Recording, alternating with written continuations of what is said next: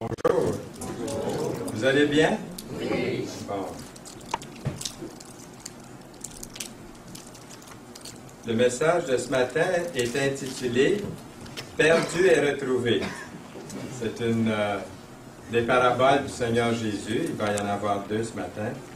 Alors, si vous avez vos Bibles, je vous inviterai à tourner dans vos Bibles dans Luc, le chapitre 15. Et tantôt, nous allons lire quelques versets dans ce chapitre-là. Mais auparavant, j'aimerais que vous citez une couple de versets, qui est dans Ésaïe, qui a été lu tantôt au repas du Seigneur. Nous étions tous errants comme des brebis. Est-ce qu'il y a des exceptions ici ce matin? Nous étions tous errants comme des brebis, chacun suivait sa propre voie. Et l'Éternel a fait retomber sur lui l'iniquité de nous tous. L'autre verset que j'aimerais partager avec vous, c'est ce verset que nous retrouvons dans Luc 19, verset 10. « Car le Fils de l'homme est venu chercher et sauver ce qui était perdu. » Est-ce qu'il y a des exceptions ici ce matin? Alors, c'est bon de se poser la question. Hein? On n'est pas en dehors, il n'y a pas personne en dehors de cette recherche que le Seigneur a faite. Un autre beau verset, un texte que nous retrouvons dans Ézéchiel, chapitre 34, verset 16, qui dit ceci. « Je chercherai celle qui était perdue. Je ramènerai celle qui était égarée. Je penserai celle qui est blessée. Et je fortifierai celle qui est malade. » Dans le recueil de chants qu'on appelle avec des cris de joie au numéro 284, on ne l'a pas ici aujourd'hui, il y a une référence de ce cantique-là, de ces paroles que nous venons de voir dans Ézéchiel. Un cantique qui a été inspiré de ces paroles-là. Et c'est un enregistrement qui a été fait en public dans un temple qu'on appelle le temple d'Anduze, au nord de Montpellier, en France.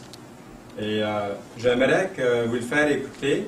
Et si vous connaissez l'air, allez-y, fredonnez avec. Les paroles vont être à l'écran. Il y a seulement le premier couplet et le refrain à l'écran. Alors, le deuxième couplet, si vous connaissez les paroles, allez-y aussi. Vous faites et puis ça va être joli comme arrière-plan musical. Alors, on écoute ça. Et puis, vous allez voir, il y a un vrai beau message de cette brebis qui est perdue.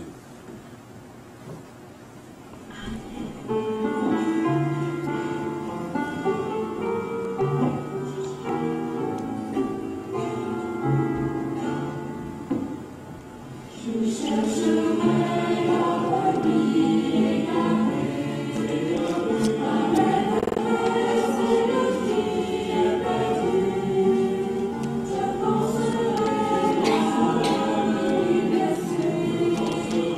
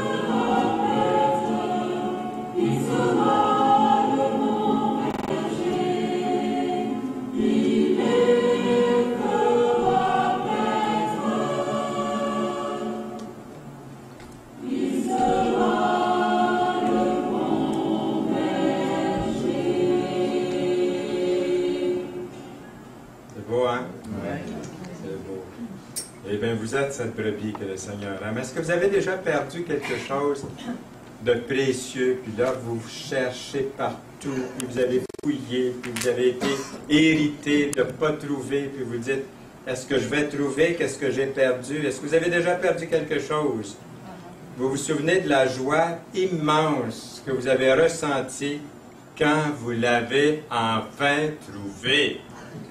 Il y a quelqu'un, certainement vous pensez à quelque chose. On a tous perdu quelque chose. Il ne faut pas attendre à 70 ans pour oublier et perdre des choses. Toute notre vie, on a des fois perdu quelque chose comme ça. On était en vacances, toute la famille, il y a plusieurs années. Maintenant, nos enfants étaient jeunes, Alain, Nicole et France. Et puis nous autres, là, quand on partait en vacances, on allait à Saco, c'est au nord de Portland, Maine, tout près de Old Orchard. Et puis, petit endroit tranquille, on faisait du camping. Et puis, pendant qu'on était là, on a attaché un jour notre petit chien. C'était assez gros, il pesait à peu près un bon 25 livres. Il s'appelle Coquette. Et puis, c'est un chien que les enfants ont beaucoup aimé chez nous. Ça, ils ont été élevés avec Coquette. Je ne sais pas s'il y en a qui ont connu Coquette ici. Hein? Oui, il y en a qui ont connu Coquette, c'était bon. Elle était spéciale, puisqu'on pouvait la laisser libre et puis elle était toujours contente et tout ça. On l'emmenait au bord de la mer et puis elle aimait beaucoup l'eau. Fallait la guetter parce qu'elle sautait à l'eau, elle se mettait à nager. Elle aimait beaucoup l'eau. Mais un jour, on l'a attachée après la tente roulotte. Et puis, on est parti. On l'a laissée là. Puis, pendant qu'on était parti, il y a eu un orage épouvantable. Puis, pendant l'orage, elle s'est détachée. Et puis, on l'a perdue. Et puis là, les enfants avaient de la peine, puis moi, j'avais de la peine. Je savais pas à quel point j'aimais mon chien. Et puis, vous savez, les Américains, comment ils aiment les animaux, et puis ça s'est parlé de bouche à oreille. Finalement, il y avait des annonces à la radio. On était assis sur la plage, puis ils annonçaient une petite blonde, une chienne perdue à Saco. Et puis, mais on ne pouvait pas la trouver. J'ai fait la bicyclette partout en auto, on est allé chercher. Elle était disparue. Le jour avant d'entrer, je m'en vais au bureau de poste et puis, pour acheter des timbres, tout ça. Puis je dis à la personne qui était derrière le comptoir, est-ce qu'il y a une fourrière autour où est-ce qu'on garde des animaux, des chats, des chiens? Il dit oui, puis il dit justement, le gars est derrière vous, là, il dit au comptoir là-bas.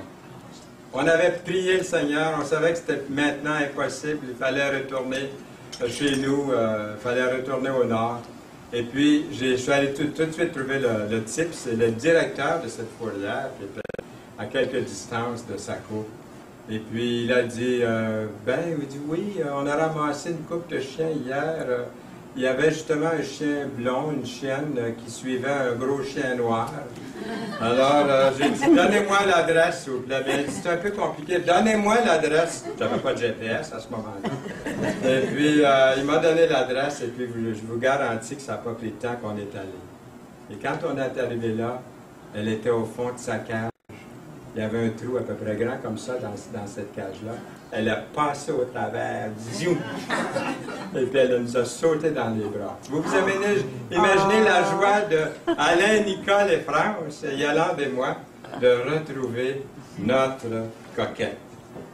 Est-ce que vous pouvez vous souvenir d'avoir comme ça perdu quelque chose de précieux? Peut-être quelque chose de sentimental. Et puis un souvenir, un héritage, quelque chose que vous avez perdu, un portefeuille, une bague de fiançailles, une montre bracelet. On a habité, nous, 10 ans à Montmagny. On a établi une petite église là-bas à Montmagny, qui est toujours là d'ailleurs, il faut prier, parce qu'elle est très petite maintenant, et puis on aurait besoin de Yolande et de Fernand Saint-Louis pour retourner un peu partout en province, mais aussi à Montmagny pour avoir une relève dans cette armée. À l'époque, on vivait, on avait cette maison-là, puis Yolande, durant la journée, elle a touché à sa bague, ses alliances, puis le gros diamant au milieu, il y avait du jeu. Et puis, quand elle l'a retouché un peu plus tard, ça ne bougeait plus. Puis un peu plus tard dans la journée, je ne sais pas si je raconte l'histoire comme il faut, Yolande est là, ici, avec moi. Elle a réalisé qu'elle n'avait plus son diamant. Alors, on a prié ensemble. On a dit, Seigneur, un diamant. Bon, là, il fallait passer la balayeuse. Tu sais, la maison est grande. Et puis, un diamant, ça peut rentrer dans le tapis. Et puis, pour faire une longue histoire courte, en montant du sous-sol, quelque chose brille dans le tapis à l'entrée de la maison. Et puis, j'y vais, je le prends, j'arrive à côté de Yolande. Regarde, Yolande. Alors, vous imaginez la joie de retrouver le diamant d'une bague. C'est quelque chose d'avoir ça. Vous voyez, c'était au centre de la bague, comme ça. Lorsque le berger retrouve sa brebis, imaginez-vous comment est-ce que c'est qu'il doit éprouver une grande joie. Est-ce qu'il y a une telle personne ici, ce matin, qui est une brebis, qui est perdue? Imaginez-vous la joie du Seigneur lorsqu'il vous retrouve, lorsqu'il vous retrouvera si ce n'est pas encore fait. Moi, je crois que le Seigneur, je crois que Dieu, lui aussi, éprouve immensément de joie lorsqu'il retrouve une brebis qu'il a perdue.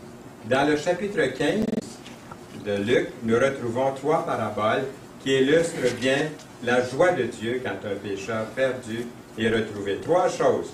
Voulez-vous les voir? Oui. Bien, il y a la parabole de la brebis perdue, il y a la parabole de la drachme perdue, et puis on n'aura pas le temps ce matin de la parabole du fils perdu, mais je vous donne le thème pour le prochain message. On prendra ça la prochaine fois, la 3e parabole. Alors, qu'est-ce qu'une parabole? Bien, une parabole, vous savez, c'est une histoire terrestre qui a une signification céleste. Une parabole. Une parabole est une histoire qui a quelque chose à dire sur le ciel, comme dit le dictionnaire. Dans le Nouveau Testament, il y a au moins 30 paraboles de Jésus. Les paraboles, ce sont des illustrations. Jésus aimait illustrer ses enseignements. Si le Seigneur était ici aujourd'hui, il illustrerait beaucoup le message, avec toutes sortes de choses de la vie, pour nous faire saisir, de rendre concret ces vérités. En fait, plus de la moitié du matériel d'enseignement de Jésus dans l'Évangile de Luc est sous forme d'illustration, d'histoire, de parabole. Et puis, ce 15e chapitre de l'Évangile de Luc a été appelé l'Évangile au sein de l'Évangile. Pourquoi? C'est un chapitre qui est bien connu, un chapitre qui est aimé, qui est connu dans le monde aussi pour ses histoires. Alors, pourquoi Jésus a-t-il raconté ces 3 paraboles de Luc 15? Nous lisons « Tous les publicains et les gens de mauvaise vie ». Est-ce que vous pouvez vous imaginer ça? Imaginez-vous un instant, là. Tous les publicains et les gens de mauvaise vie. Voyez-vous les gens de mauvaise vie? Voyez-les s'approcher de Jésus pour l'entendre. Et les pharisiens, qui sont les pharisiens et les scribes? Murmuraient disant, cet homme accueille les gens de mauvaise vie et mange avec eux. Le comble, hein? Le comble. Mange avec eux. Dans Luc 15, versets 1 et 2. Ce sont ces 2 versets qui ont amené Jésus à parler de ces 3 paraboles. Il est question de circonstances qui ont incité le récit de ces 3 illustrations. Les scribes et les pharisiens se sont opposés à ce que Jésus s'associe avec les pécheurs, les gens de mauvaise vie, les publicains. Jésus a prononcé ces 3 paraboles en réponse à leur critique. Il y avait un règlement selon lequel les chefs religieux ont dit « Vous ne devez pas vous associer à un homme ou à une personne impie. » Défense. Les gens qui n'ont pas gardé strictement la loi juive et les traditions des anciens ont toujours été considérés à cette époque-là comme des méchants, comme des impies. Il ne faut pas se tenir avec eux. c'est une chose que d'associer à des gens mal vus, comme l'étaient les percepteurs d'impôts, mais c'était encore pire de manger avec eux. Manger avec ces personnes-là voulait dire les accepter, les approuver. Est-ce que vous voulez comparer un petit peu dans votre imagination, dans votre esprit, les critiques qu'avait reçues l'apôtre Pierre pour s'être associé à Corneille? Imaginez-vous un non-juif.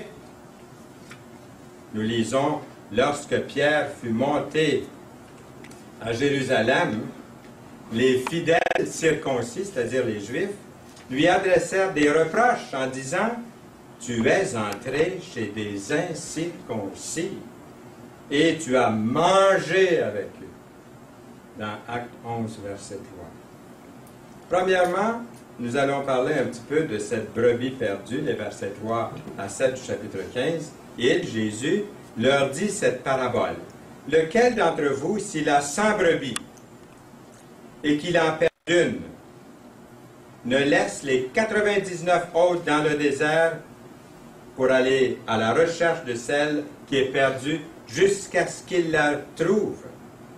Lorsqu'il l'a trouvée, il la met avec joie sur ses épaules. Et de retour à la maison, il appelle ses amis et ses voisins. Il leur dit, « Réjouissez-vous avec moi car j'ai trouvé ma brebis qui était perdue. » De même, je vous le dis, il y aura plus de joie dans le ciel pour un seul pécheur qui se repent que pour 99 justes qui n'ont pas besoin de repentance. Êtes-vous content qu'il vous a trouvé brebis perdue? Amen, hein?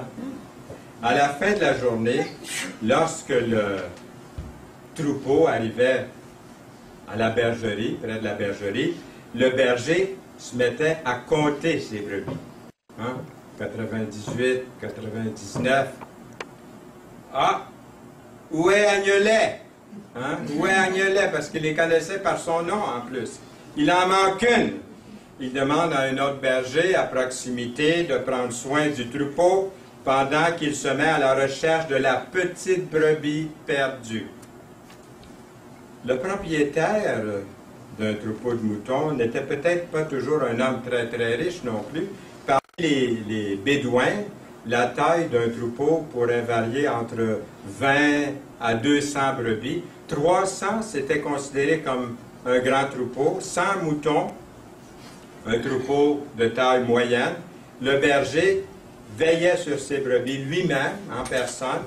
Il ne peut pas se permettre souvent de payer un gardien, donc lui-même prend soin des brebis. Parfois, un troupeau appartenait aussi à l'ensemble d'un village. On appelait ça un troupeau communal. Et dans ce cas-là, le berger était personnellement responsable de la brebis. Il serait obligé de se mettre à la recherche de la brebis perdue jusqu'à ce qu'il la trouve. Et si le mouton avait été tué, le berger devait rapporter la peau du mouton pour montrer de quelle mort ou comment il avait été tué, comment cette brebis ou ce mouton avait été tué. Le berger cherche la brebis perdue jusqu'à ce qu'il la trouve.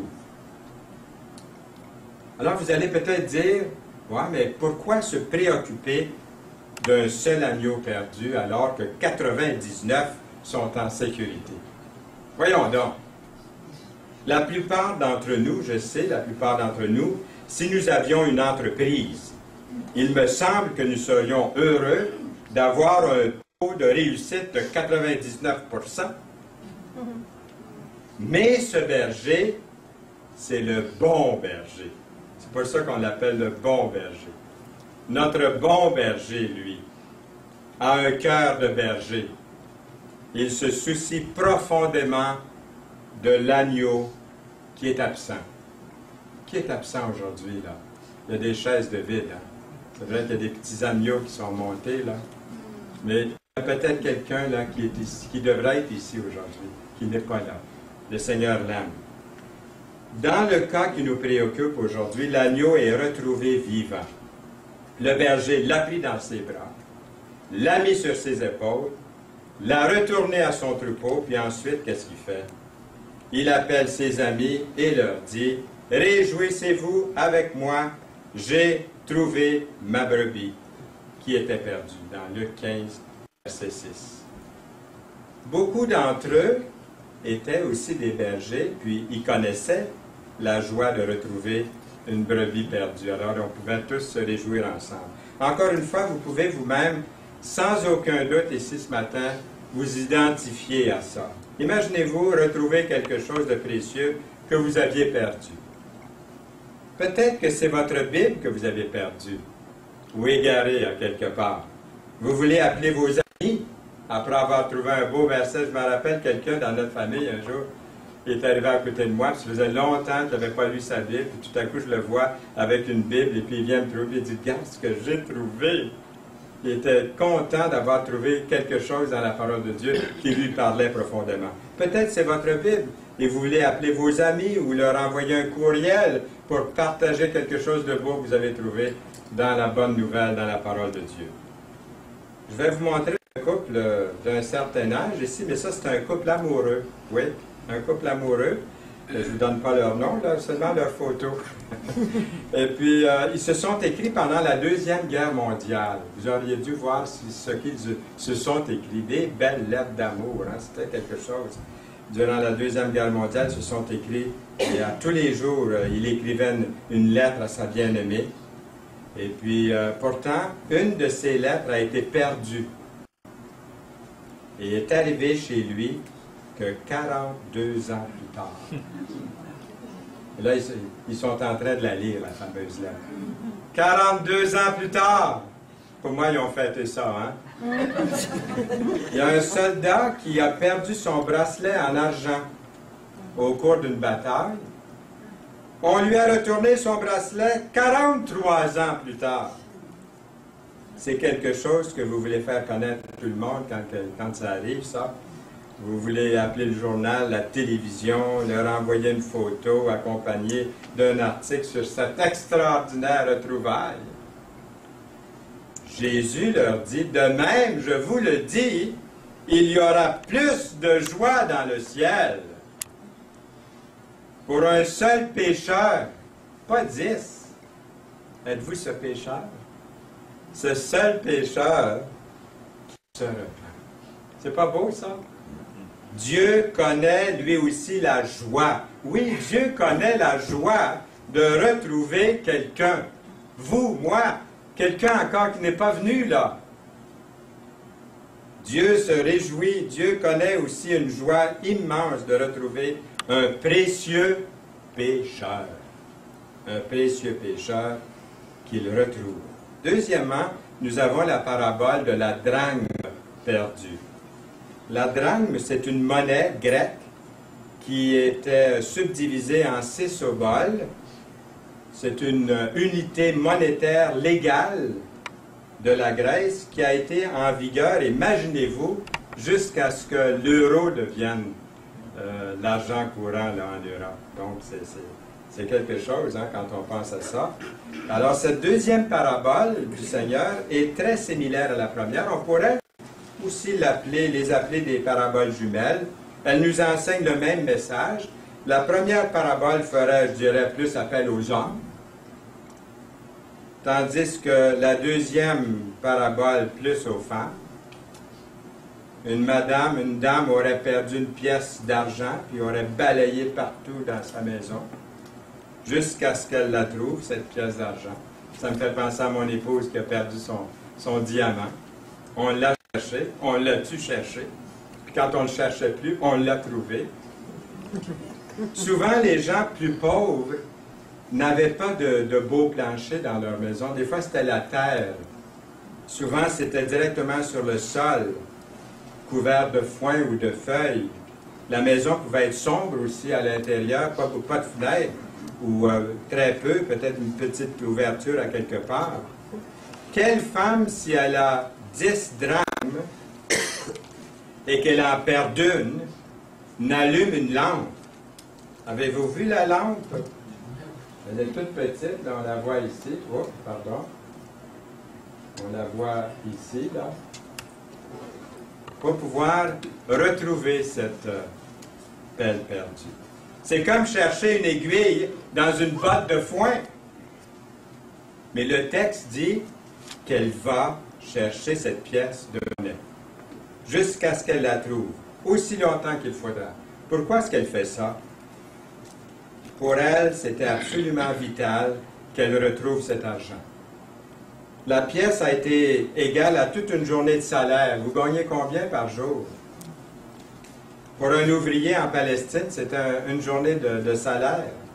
Elle se devait de rechercher avec intensité, avec détermination, car si elle ne trouvait pas la pièce d'argent, sa famille pourrait manquer de quelque chose à manger, ou ne pas être en mesure de payer les factures. Mais plus que probable, cette pièce ne devrait peut-être pas servir aux dépenses après tout. Ça pouvait être une partie de sa dot, ou portée comme un ornement décoratif sur sa coiffure. Ça équivaudrait aujourd'hui à une bague de fiançailles parsemée de diamants. La perte de l'un de ces diamants lui causerait beaucoup de douleur et de chagrin. Alors elle a fouillé la maison jusqu'à ce qu'elle la retrouve. Les femmes, ils ne travaillaient pas à l'extérieur comme aujourd'hui, puis comme beaucoup de femmes le font, mais le seul endroit où elle pouvait perdre son bijou, bien, c'était dans sa maison. Et je pense qu'à l'époque, Yolande était toujours à la maison aussi, parce qu'on a élevé nos enfants, et puis elle ne travaillait pas pendant cette époque-là à l'extérieur du foyer pour pouvoir être avec les enfants. Nous lisons, lorsqu'elle l'a trouvé, elle appelle ses amis, ses voisines, et dit, « Réjouissez-vous avec moi, car j'ai trouvé la drachme que j'avais perdue. » Dans Luc 15, verset 9. Encore une fois, je suis persuadé que vous pouvez vous identifier à ça aussi.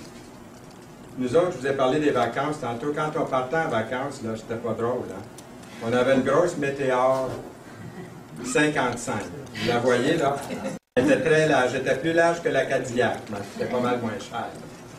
Et puis quand on partait, nous autres, là, on partait avec la tente roulante, une tente, une très grande tente, un abri, 5 bicyclettes. On était 5 personnes, puis un chien, Coquette. Alors, quand on partait, puis on repartait du camping, là, on était chargé comme une mule. Hein?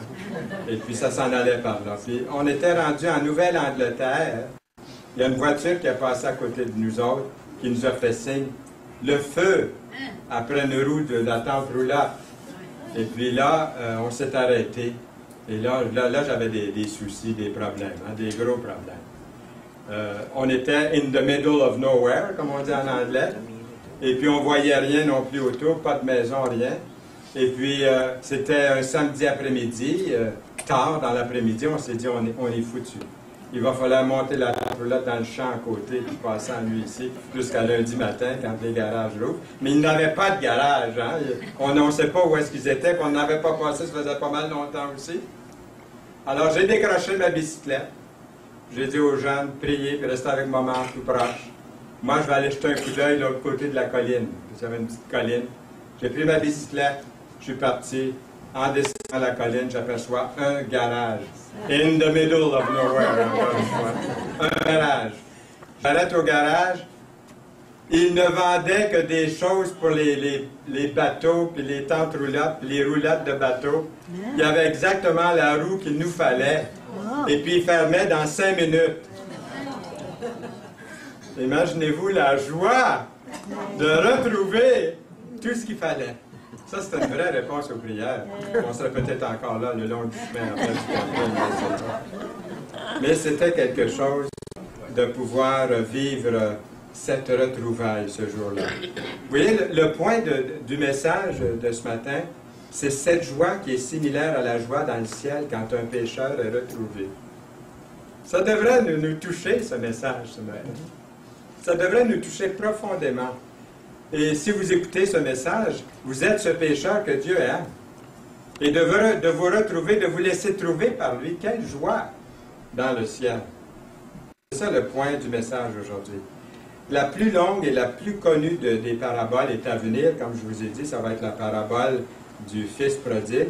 Nous allons l'examiner séparément la prochaine fois. Ne manquez pas le prochain message, hein? Mais entre-temps, revenez ici. Moi, je vais être de retour dans un mois, mais revenez à toutes les fois que vous pouvez ici. Alors, je dirais que, pour conclure, il y a 4 leçons que nous devons discerner. J'aimerais que vous en preniez note. Comment ces 2 premières paraboles peuvent nous apporter des choses. Premièrement, chaque personne est précieuse aux yeux du Seigneur. Pas seulement ceux et celles qui sont à l'Église ici aujourd'hui, mais beaucoup de gens là, qui sont là, qui ne sont pas avec nous aujourd'hui, qui sont précieux pour Dieu. C'est ça qu'il faut réaliser. Celui ou celle qui est perdu aujourd'hui est aussi précieux que vous et moi là, qui sommes ici.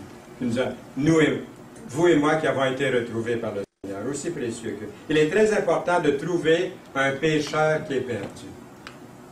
La recherche doit se faire jusqu'à ce qu'il ou elle soit retrouvé. On pourrait comparer ceci à l'enlèvement d'un enfant. Par exemple, l'enlèvement de la petite Cédrica Provencher. Je la mets parce que si jamais vous voyez cette petite fille-là, imaginez-vous la joie qu'il y aurait au Québec, chez vous, chez nous.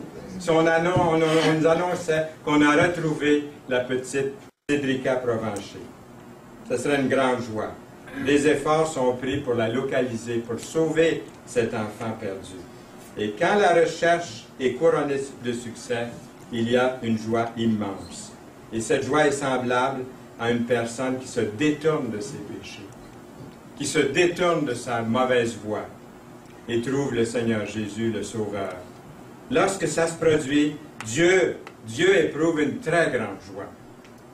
Et ces paraboles nous enseignent l'énorme valeur d'une âme et de l'immense joie qui se produit lorsqu'un pécheur, une pécheresse se tourne vers le Sauveur, le Seigneur Jésus-Christ. Et je ne peux pas faire autrement que de citer encore une fois, pour la Xème fois, ce verset. Dieu a tant aimé le monde, qu'il a donné son Fils unique, afin que quiconque, écrivez votre nom à quiconque, au lieu de quiconque, mettez votre nom, afin que quiconque croit en lui ne périsse point, mais qu'il ait la vie éternelle dans Jean 3,16. Est-ce que vous connaissez ce cantique? Écoutez l'appel du berger. Voulez-vous, on va le chanter à Capala. Je ne sais pas si vous allez commencer sur la bonne note. Est-ce que quelqu'un veut le commencer? Écoutez l'appel du berger. Il sait ses brebis en danger. Il les appelle avec amour, espérant toujours leur retour. Cherchons-les, cherchons-les. Savons-nous le prix d'une âme? Cherchons-les, cherchons-les, le bon berger les réclame. On peut se perdre de différentes façons. À l'instar de la brebis perdue, parfois les gens sont perdus en raison de leur propre négligence ou ignorance. Les brebis, pensez-vous qu'elles ont l'intention de se perdre? Pas du tout. Elle n'est pas fâchée contre le berger, contre personne. Elle a été tout simplement négligente. Elle a erré tout doucement du reste du troupeau. Elle ne savait même pas qu'elle était perdue, qu'elle était en train de se perdre. Et c'est la nature du mouton, ça, de se promener ça et là, puis de regarder, puis tout à coup, hop, où est-ce que c'est qu'il y a tout le monde, hein? Je suis perdu, on se lamente, on crie, on est perdu. C'est pas tout le monde qui pense qu'il est perdu, par exemple, c'est ça qui est de valeur. Si seulement on les entend bêler, on va aller à leur rescousse. Nous étions tous errants comme des brebis. Chacun suivait sa propre voie. Ésaïe 53, 6. Les gens n'ont pas l'intention de quitter l'Église. Ils n'ont pas l'intention de quitter le troupeau, les gens. Mais au fil du temps, peu à peu, par négligence, par ignorance, certains ne sont plus dans l'Église visible du Seigneur, qui est quoi? L'Église locale. Dans d'autres circonstances, comme la drachme perdue, une personne peut être perdue à cause ou à la suite de la négligence d'une autre personne. La pièce a été perdue en raison de l'imprudence de la dame, peut-être. Hein? Ou on pourrait offenser quelqu'un sans même le savoir. Les pécheurs eux-mêmes, souvent, ont une excuse pour ne pas venir au Seigneur. En évoquant les hypocrites, disent-ils, qu'il y a dans l'Église. reléguant les gens religieux au rang des pharisiens et des scribes du verset 2. Une personne pourrait être offusquée par une autre personne et perdre tout intérêt pour l'Église, surtout quand les autres chrétiens ont posé envers elle des gestes ou des paroles dures. Il y a des gens sensibles et puis pour eux c'est difficile. À leur endroit, on a posé des gestes ou des paroles et puis on a mal parlé d'eux peut-être. Ou encore de leur avoir imposé de force nos opinions. Nous devons être un encouragement les uns pour les autres. Soyons attentifs pour ne pas provoquer un frère, une sœur qui tombe ou qui est tombé. Faisons attention à ne pas provoquer un autre chrétien au point de le décourager, de le décevoir. Soyons à l'affût de ceux et celles qui pourraient perdre de l'intérêt. Les reprendre avec amour, avec douceur, nous lisons dans l'Écriture. Nous devons être à la recherche de la brebis perdue et des pièces de monnaie perdues parmi nous. Est-ce qu'il y en a? Ces deux paraboles sont très évangéliques. Remarquez comment la première parabole commence. Lequel d'entre vous, s'il a 100 brebis, qu'il en perd une, ne laisse les 99 autres dans le désert pour aller à la recherche de celle qui est perdue dans Luc 15, verset 4. La deuxième parabole est similaire, où quelle femme, si elle a 10 drachmes et qu'elle en perd une, n'allume une lampe, ne balaie la maison et ne cherche avec soin jusqu'à ce qu'elle la retrouve dans le verset 8 du chapitre 15. Nous avons la responsabilité d'être le gardien de notre frère. Qu'est-ce que je fais pour retrouver les brebis qui sont perdues? Que faisons-nous?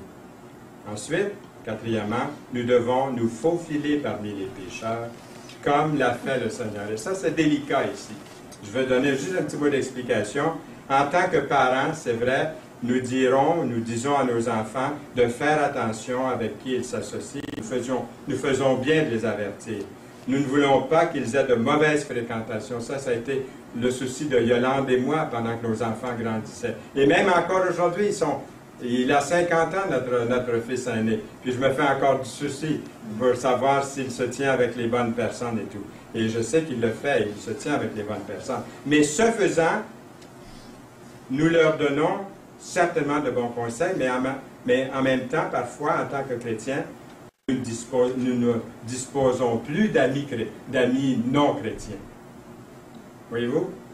Je me rappelle un jour, j'ai commencé à suivre des cours de peinture. Mon but, c'était d'être parmi, parce qu'en tant que pasteur, en tant qu'ouvrier, en tant que prédicateur de l'Évangile, je suis toujours avec les chrétiens, mais je voulais être plus dans le monde, comme vous, qui êtes au travail. Alors, j'ai suivi des cours, toutes sortes de cours. Un de ces cours-là, c'était des cours de peinture. Et quand j'étais là, personne ne savait que j'étais chrétien. Alors, je voulais vivre ce que c'était. Et sans des fois se forcer trop, ça venait toujours. Surtout lorsque j'ai fait la toile avec un homme qui prie. Ça, c'est une des toiles, en effet, que j'ai fait ici, quand on était au GDRS, là, avec la coupe, le pain et le vin. Et puis, j'étais en train de faire le monsieur, vous savez, le vieillard qui prie, là, devant sa soupe, puis de sa pomme, puis son bol de tout ça. Et puis, il y a une dame qui était là, puis c'est pas le dessin qu'elle regardait, c'est moi qu'elle regardait. Je voyais ça du coin de l'œil, ça m'embarrassait un peu, je faisais des lignes un peu croches, là.